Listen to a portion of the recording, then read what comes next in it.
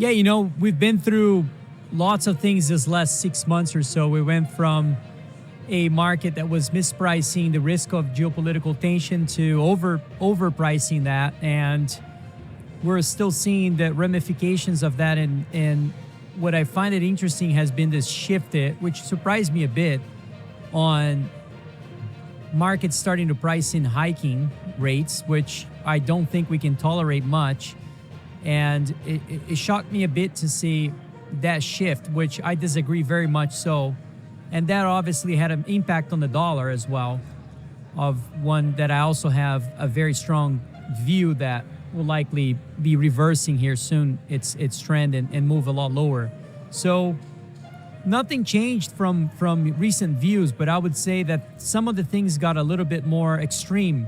Gold and silver, I think, have never been this oversold since probably '08. If you look at the window of how much is sold off and the levels that we are currently, I would say from a funds perspective, we also close to capitulation, in my opinion. Copper feels like, in my 2 cents, looks like kind of a very resilient asset relative to gold and silver. You would have expected copper to lead the downside, but actually, no, quite the opposite. And I find it remarkable what we're seeing in our space with the miners. If you look at a chart of gold, how much it's down, maybe, recently, and then you look at miners relative to gold itself, they keep outperforming, which is, a sign perhaps that institutional capital is starting to come in.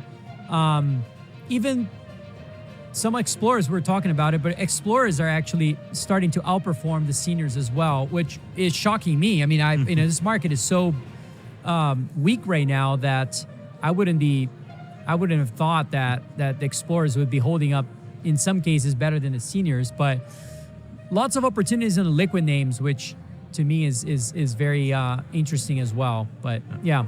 No, that's a really good overview to start with. One question I didn't ask any of my guests sitting in your chair this week is the effects of a rate hike. With 25 basis points, what does that change? Is it more like sentiment? Is it more like psyche that changes? Or is there actually an effect that we can measure? Yeah, there's an effect of on the dollar side of things that could be impactful. I don't think it's so much on the cost of debt itself. I think that is obviously somewhat irrelevant in that sense, but from especially when you have, the rest of the world basically, and I would say most global central banks have perhaps miscommunicated recently with the war. Before we go any further, if you're interested in smart investing and macro market insights that most people never hear about, make sure to subscribe and turn on notifications. Now here's the key question. If gold and silver are really as oversold as Tavi suggests, why is Wall Street still ignoring this opportunity? By being too hawkish, and in some cases like the ECB and some other places starting to talk about hiking rates and so forth. The US actually has been not so much on that side of things. But now it's catching up, so the market began to sort of price that in. I don't think even Warsh' new appointment here is likely to change much. I find it interesting that the two reasons why metals are selling off, if you think about it, is one, the war right now, and two, the risk of them hiking rates are literally the two things that we cannot tolerate right now. And so, I guess I like to say act accordingly, but, there are situations where you have sell-offs and you have to assess as an investor, are they changes in the fundamental story or just markets being markets? And I do think that that's the case here, is that this is a window of opportunity most likely, and we're still in a secular bull market. And you're not going to get many of these kind of oversold, positions, in my opinion. I don't think we're going to see many of those in the next, 5 to 10 years. And so it is interesting. I think I'm answering your question on the rate hikes, but I just don't buy into that we can go into embark in a new hiking cycle like we saw in 2021. I really don't think we're in the same environment at all. So, yeah. Yeah, it doesn't sound like it's feasible based on just the debt the U.S. has and just not wanted politically as well. And I mean, I always like to think about fiscal spending as a pie. And within that pie, you have a section that is what we select to pay interest, the burden on the debt. Obviously, that has been increasing. And if you think about it in a relative terms, the more that increases, the other portion decreases over time as well, because that's the spending on pro-growth, infrastructure, healthcare, education, you name it. And eventually the U.S. is, probably going to have to suppress rates regardless. And so I don't know, I keep thinking to myself, can we really embark on something like we saw in 2021? I don't think so. I think the dollar is too strong too. I was just going to come to that, like the U.S. dollar, because the first reaction when we talked about rate hikes, the dollar went up. Yep. I don't think that's a desired outcome. I don't think it's a desired outcome, and I don't know if it's potentially has to do a little bit. I don't want to get really too deep into this, but it could be a geopolitical, weaponizing the dollar and so forth. I mean, of course, that's part of it, but. To think about it, being in a dollar system, you really have to have the U.S. still being a net importer, not as steep as it has been over the years, but it still has to be a net importer to provide dollars to the world. At the same time, the dollar cannot be so overvalued, otherwise it becomes an issue to be a useful currency for other major economies. And so I think we're pretty close to a level that will start bothering trades overall. And so I suspect that the dollar, I mean, if even technically the dollar is extremely overbought right now. And so especially relative, yen, Canadian dollar, and you look at those charts long term, if you take a big picture of those charts, euro, these things to me are much closer to the beginning of an upward movement relative to the dollar than the other way around. And all we're seeing is sort of a repositioning prior to that move. But yeah. Now, like one of our neighbors here said to me earlier today, Kai, our sector is the only sector, meaning the gold space, where people are waiting for higher prices to actually buy instead of buying when it's cheaper. So yeah. What do you make of that? And how do you tell people like, okay, now might be the right time? Like, where do you get confidence from that this might be your turning point? I wish I had that answer, but I think the best way that I've been trying to, it's funny because we went from people completely neglecting the mining space, completely neglecting, to, oh boy, we need to get some allocation. And it was remarkable because I think both of us have seen a lot of generalists come to the space with no knowledge of what they're doing and bidding up things that shouldn't probably be. One thing experienced investors understand is that the best opportunities rarely appear when everyone is optimistic. They often emerge when fear is high, sentiment is weak, and quality assets are trading at valuations that the broader market simply overlooks. Bid up in the first place. And I think the second thing we're seeing right now is, okay, we love mining, but we want to get into critical metals, not your gold, silver, and copper. In a weird way. Too boring. Yeah, not in a weird way. Copper is not critical enough, which is crazy to me. But like, we don't need all these players, institutional players, chasing rare earth, in my opinion. But I find it remarkable that we're seeing a lot of that. And first principles, like. Me as an investor, I look at a project, I'm always with the lenses of, is this a profitable endeavor or not? And I looked at a lot of these critical mineral deposits. I'm like, well, this is not a great business. I don't understand it. So I think there's going to be a realization of that. And I think our job, at least my job, has been trying to communicate how much money these companies are making. I mean, I was fortunate to be part of an acquisition of a mining company in Bolivia.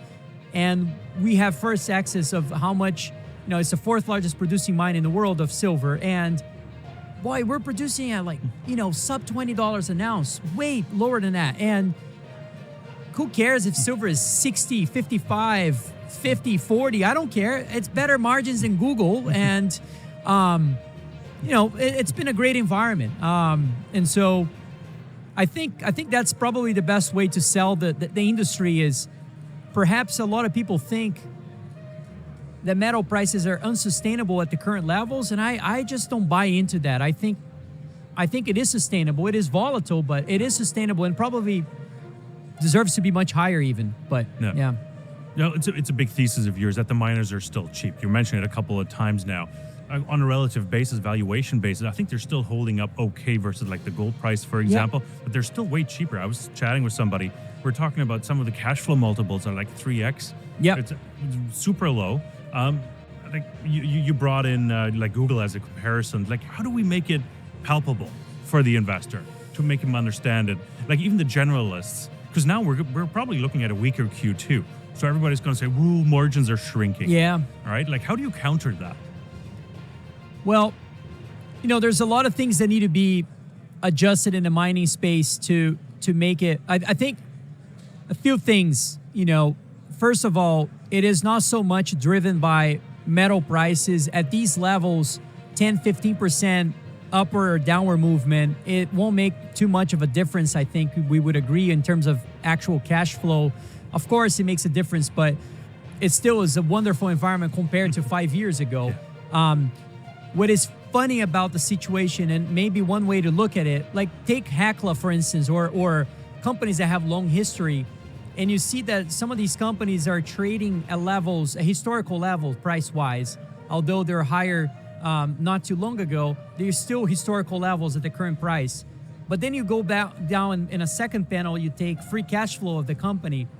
Boy, it's like, multiples of what it was in any other period in history. Yeah. So in that sense, I think that portion has been underappreciated perhaps.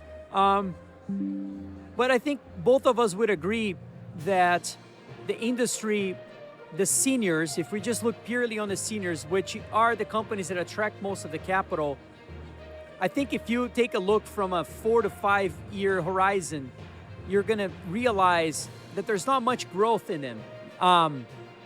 And we all know that investors today have that growth mentality. I think there's going to be a lot of pressure.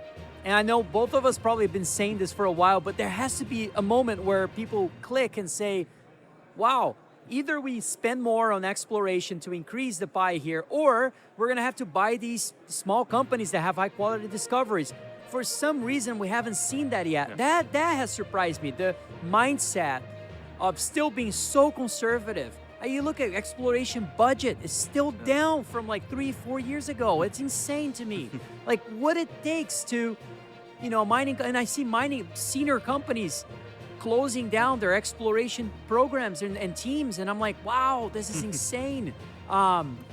So some of that is a little shocking to me, I'm not gonna lie, but no, I think inevitably we'll come back because institutional capital is starting to, and like the signs that we're seeing of.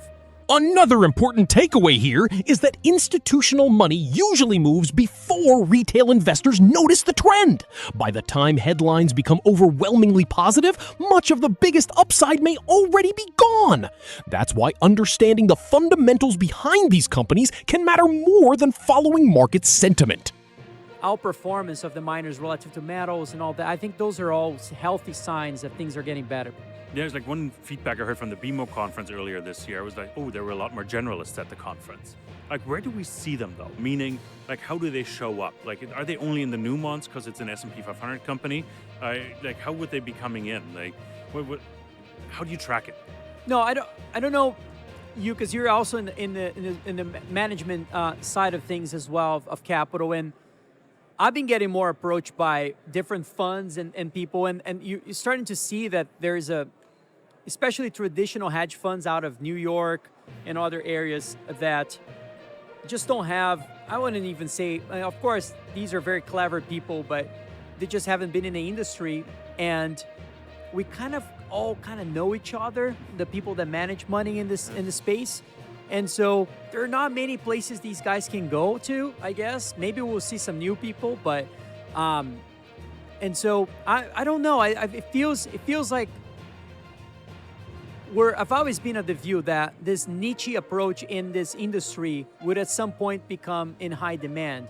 And I think we're starting to see that, in my view. What it takes to, I feel like also there's a pressure from investors and institutions, large institutions, even the Trump administration now putting together a whole a segment of the government looking into critical minerals and resources. And so all that is changing in front of us.